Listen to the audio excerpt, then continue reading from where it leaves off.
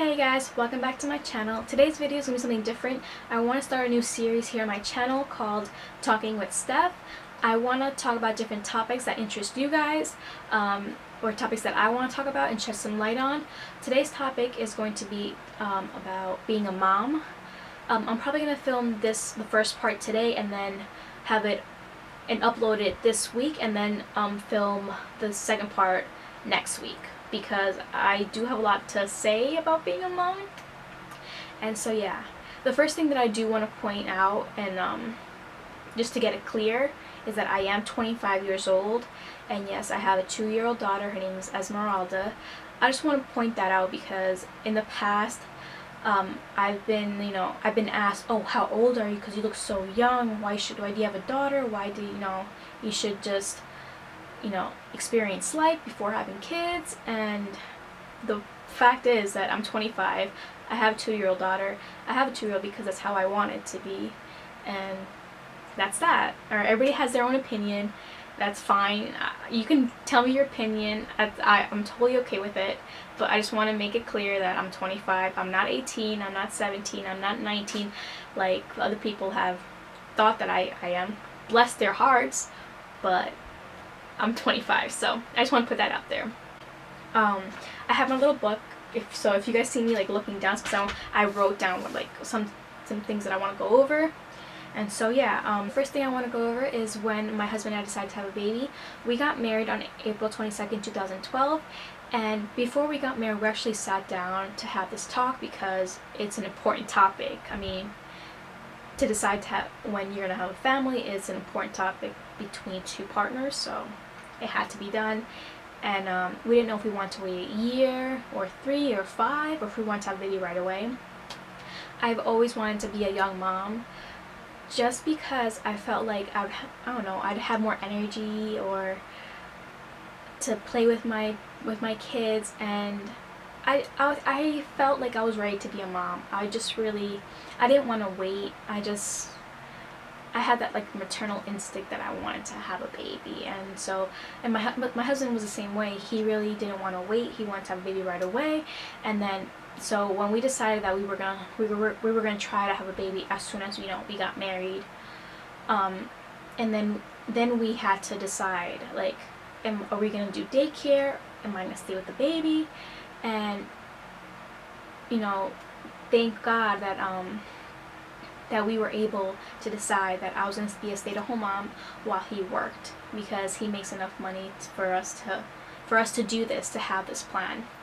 And I'm very, very grateful for that, because a lot of women don't have that opportunity, and we just didn't want somebody else to raise our kid.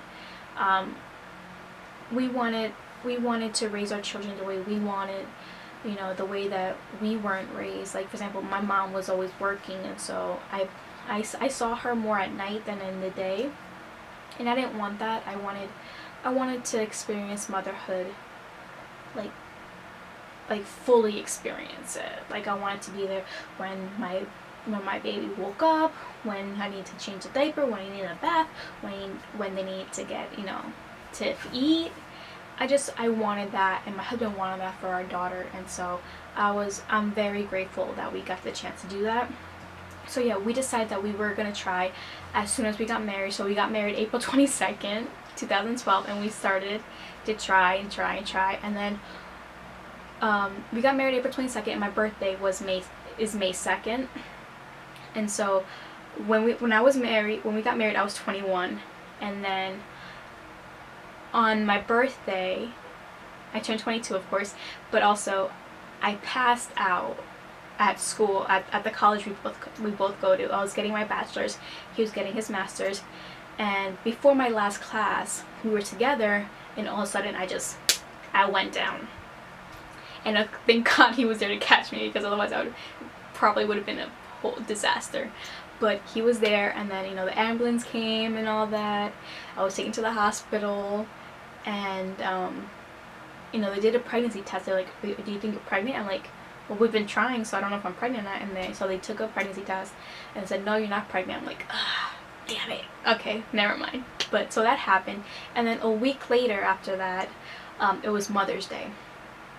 a week later on Sunday was Mother's Day, and so on Friday before Mother's Day, I took a pregnancy test, and and it came out positive, and I was crying. I was so happy, and he was crying, and we were hugging and kissing, and so we took 2 pregnancy tests, and they both came out positive. So then we automatically went to like the clinic just to do another pregnancy test, just because we wanted to make sure that it was it was true, it wasn't just a false positive. And so we went to the doctor, and they said, yes, you're pregnant. And I was like, oh my god. And so yeah, it was like just a lot of emotions going through that day, and it was like perfect timing because it was Mother's Day. I could tell my mom and my mother-in-law that I was pregnant. And so it was a really nice moment for us. Now my pregnancy, my pregnancy was really in the beginning it was horrible. My pregnancy in the beginning was horrible because I was throwing up almost every day. It was disgusting. It would happen in the morning or in the evening before I went to bed. It was just vomit, gross. That was like for like the first, I want to say the first 4 months or 5 months. It was really bad. Like I couldn't keep my food down. It just like some things would trigger it. For example, because just in case you guys don't know, we do live with my in-laws. We live on the 2nd floor, and they live on the 1st floor. And when my mother-in-law would cook, the oil that she cooked with, I couldn't smell it because it would make me gag. It would make me want to throw up, and so it was just a lot of things that would trigger it. And so those first 4 or 5 months were really not good because I was just throwing up everywhere. I would throw up in the garbage, in the toilet, in the lawn. Yeah, it was bad. But then after that, it was okay. Like the vomit stopped, and I didn't feel nauseated or anything like that. I just really I had a lot of cravings. But the most thing I craved was Taco Bell. And it wasn't just one thing, it was like everything. I remember one time my husband and I went to Taco Bell because I was really craving Taco Bell, and so he's like, alright, you just order what you want. I'm like, alright. I want a Crunchwrap Supreme, I want a quesadilla, I want a Nacho Supreme, I want the cinnamon twist, and I want my drink. And I was like, babe, what do you want? And he was like, you're gonna eat all of that? I'm like, yeah. It's not me, it's the baby that wants it. No, I don't know. I remember that so much because it was like a lot of food for one person. Well, 2 people, but still, like it was a lot of food. And I gained so much weight. I was originally 115 pounds when I got married, and by the end of my pregnancy I was about 160. So it was like I was huge, but I didn't care. I was like, whatever, I don't care. I was like, it's for my baby. It's for my baby. It's all for my baby, for her to have space in there. And so yeah. Other than that, yeah. Oh, and I did work out throughout my whole pregnancy. Well, most of my pregnancy anyway. I worked out, I did yoga. I bought some DVDs for pregnancy women, for like pregnant women to work out with. So I wanted to be active. I didn't want to just be laying down because then I would have been even bigger. But yeah, that's what I did. I walked a lot. But yeah, now towards the end of my pregnancy is where it got complicated because, mind you, I was pregnant, from, well, practically April 30th. That's when they said that we conceived, April 30th, and then, so I just finished my spring semester of college, and I was going into the fall semester. In the fall semester, I was already big, had my belly and everything, and I was going to do my my student teaching. Now, for you guys, if you guys don't know, I am a certified teacher. I am certified in adolescent education in Spanish, 7 through 12. And so to get that certification, you have to do student teaching, which means you have to go to a school and you have to actually teach classes in the subject that you want, and then you have to be there for like the full day.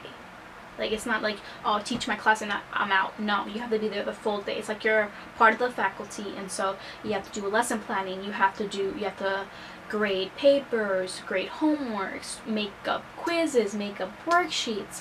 It was a lot, and that took a toll on my body because I was, stressed out because of all the amount of work that I had to do in order to get my certification, in order for me to graduate. And that I think it was all of that caused my preeclampsia. Now, if you guys don't know what preeclampsia is, it's a serious condition that affects about 5% of pregnancies. The biggest symptom of preeclampsia is high blood pressure, and that's what I had. I had high blood pressure, and it would get to the point where my hands would swell up so much that I couldn't open the door. Like, I couldn't turn the knob to open the door, and my feet were just like freaking tamales. They were huge. I was a size, I want to say, a 6, and then with my pregnancy and the preeclampsia, I got into size 7.5. Now my feet are 7, but whatever. But yeah, so it was really hard because I was up on my feet practically the whole day.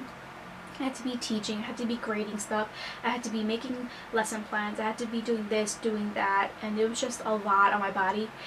And I got preeclampsia, and so I had to teach from, I want to say, like the end of September, almost October, to December. And so I did that. My first sitting with student teaching was at junior high, then my next one was at the high school. And at the high school, that's where it got really bad, my preeclampsia, because I think it was even more work. Well, not even more work. I got really like sucked into the students that I was teaching because I really related to them. I went to the high school where I was student teaching. I knew most of the teachers, and so I just got like more involved. And it was like I was preparing them to for what they were gonna do in college, because most of my students were seniors. And it got really bad because I would have headaches. I would, sometimes get nauseous. I would just like daze out. And like the last couple of weeks of my student teaching, I went to the doctor and she said, you can't do student teaching anymore. I'm like, what? I have to do it. I have to complete it in order to, graduate and get my certification. I was like, I'm sorry, but you can't do it. It's taking a toll on your body, and I had to put you on bed rest. I was like, what? I was just so bummed because I already had planned out what I was going to do with my students, and because it was getting closer to Christmas, I wanted to share, culture, like different cultures in the Hispanic world, what they do on Christmas that they don't do here, and it was just a real bummer because I really connected with them, and of course they saw my belly and they're like, oh, and they would touch my belly and say, oh, you got a little baby girl. And so yeah, I had to be on bed rest. And then I went on a Thursday to get my checkup, because when you have preeclampsia, you have to go at least, I think it's almost every week that you have to go to your doctor to measure your blood pressure and to make sure you're not going into eclampsia, which is the real serious part of this condition. So I went on Thursday, and she was like, I went on the Thursday was, I believe, it was December 27th. Yes, 27th. December 27th was the Thursday I went in to get my checkup, and she looked at me, she was like, so you're not gonna make it to your due date. Now, mind you, my due date was July 21st, 2013. And I was like, what do you mean I'm not gonna make it to my due date? She was like, yeah, we're gonna induce you. And so in my head, I'm like, all right, so they're gonna induce me. They're gonna wait, till after New Year's. It's probably what's gonna happen, right? And she was like, yeah, I'm gonna induce you on Saturday. I'm on what? I'm like, what? yeah, this Saturday. I'm like, the 29th? She's like, yeah, I'm gonna induce you on Saturday. I'm like, why? And then she said, I just don't want to risk it because you have high blood pressure. I don't want to risk the baby. I don't want to risk you. And so that's what happened. I got induced on Saturday, December 29th, 2012. And you know what I did on that day? Before I went to the hospital, my husband and I took pregnancy pictures because we didn't do it before. And so we scheduled it for that day in the morning. And then right after we were done, we went straight to the hospital. And so I got induced. Yeah, so that's it for part 1 of talking with Steph about being a mom. Stay tuned for part 2, which will be out next week.